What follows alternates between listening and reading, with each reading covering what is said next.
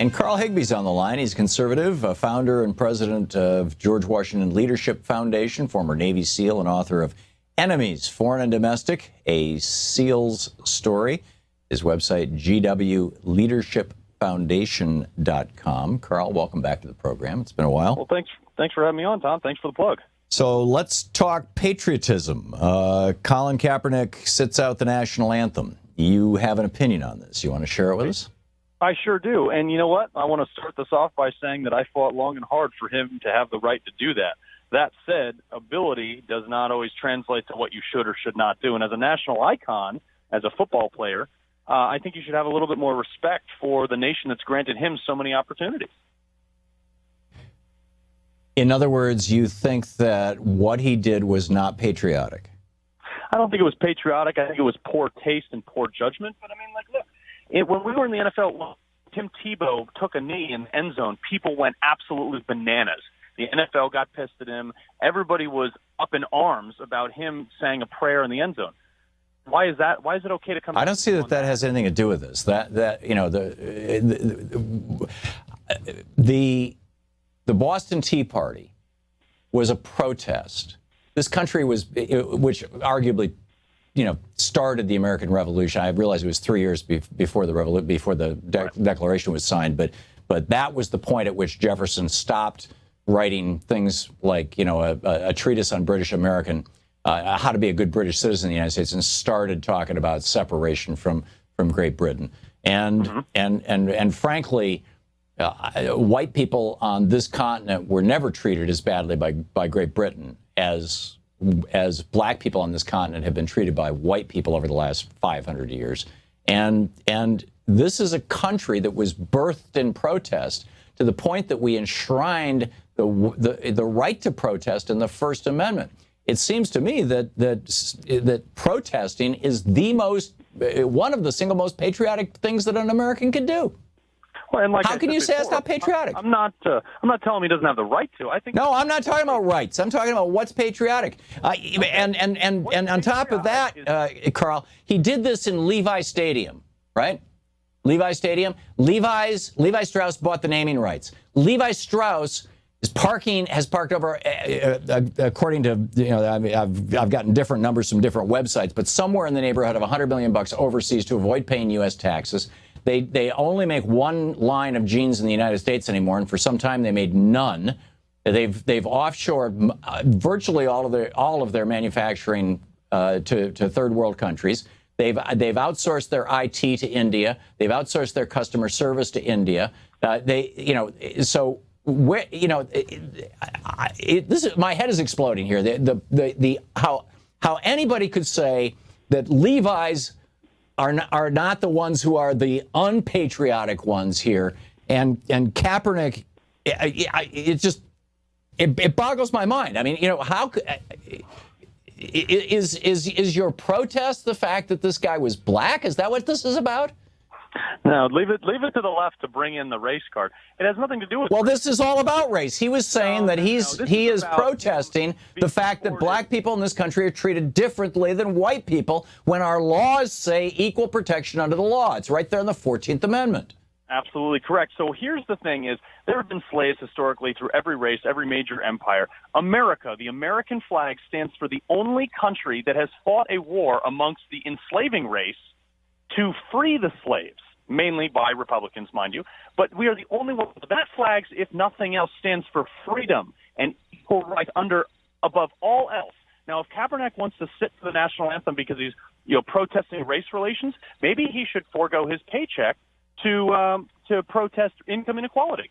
So we have very different definitions of patriotism apparently here, because in my mind that flag stands for the right to protest. In fact, above all other rights, that is what this country was birthed in. Right. So let's protest. Maybe what he should do is, in that protest, he should fund, maybe we'll say a foundation. That is not a protest. Why can't a foundation fund a protest? The whole point of protest, Carl, if instead of doing the Boston Tea Party, they had sat in a tea shop and poured some tea on the floor, nobody would have known. Nobody would have noticed, and we wouldn't be sitting in the United States of America. But what That was $1 million act of vandalism, the Boston Tea Party. $1 million act of vandalism in today's dollars. And so he is protesting that there's racial inequality in America. And I would argue that this is a left-wing manufactured narrative in an area that is the country that has the most equality and the most laws to enforce that equality out of any other nation in the world. So you're saying that people of color in this country don't have problems. You just took my breath away here, Carl.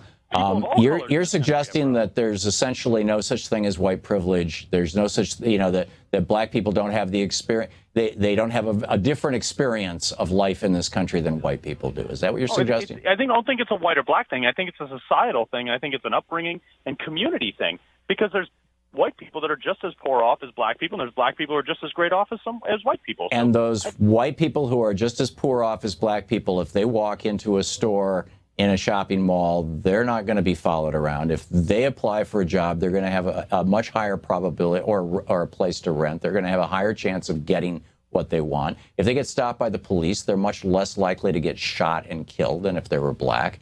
I mean, are you denying all that? There's statistics to support that more black people are shot by cops, because it's actually more white people are shot by cops than. Well, there's more people. There's more white people in this country. So you're denying the list that I just went through.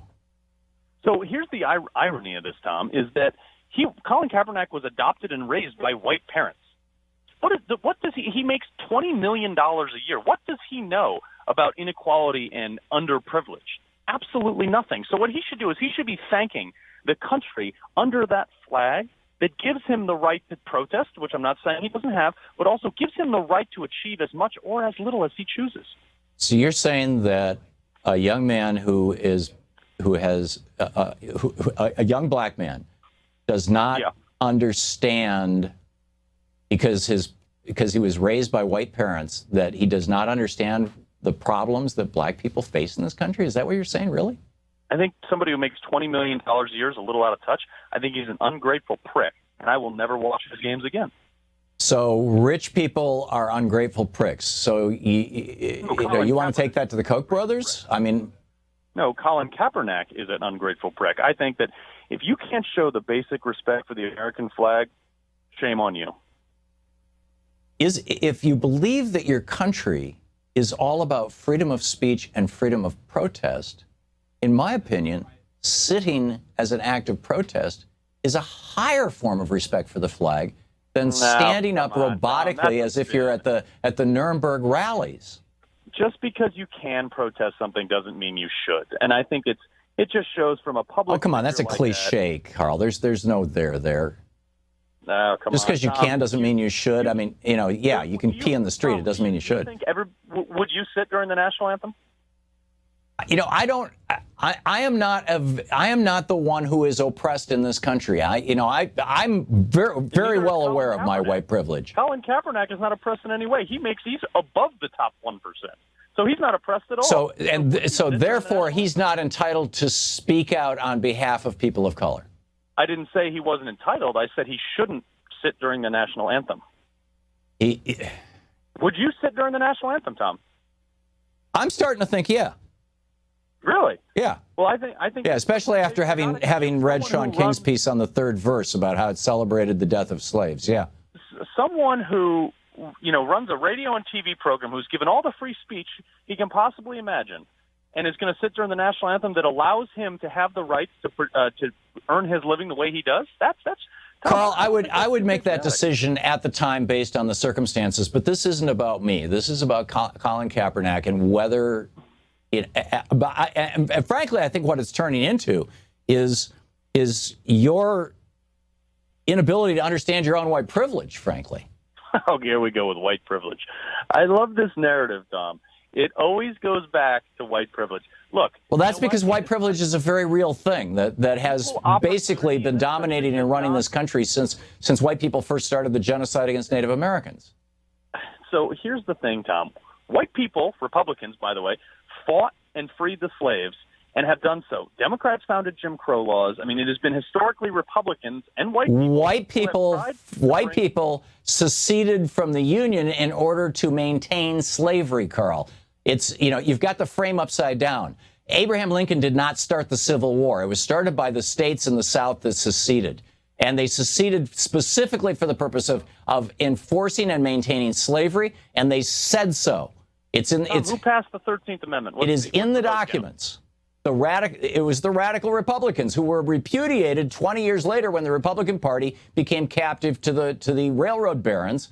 And the Republican Party has been the party of the rich and powerful ever since. And I mean, I get it that, you guys love to try to pretend that the modern day Republican Party is the so-called party of Lincoln. Lincoln would vomit looking at the way that the Republican Party is behaving right now. Well, I tell you, with this election with Trump, I want to vomit with the way the Republican Party is treating our candidate. Okay. Well, that's a bit of a digression. Carl, I think we've reached the point where we are talking in circles and we've both said what we're going to say. Carl Higbie is the founder and president of George Washington Leadership Foundation, a former Navy SEAL and author of Enemies, Foreign and Domestic, a SEAL's Story. The website, gwleadershipfoundation.com. Carl, thanks for dropping by and talking. Hey, thanks a lot, Thom. I appreciate it. Thank you.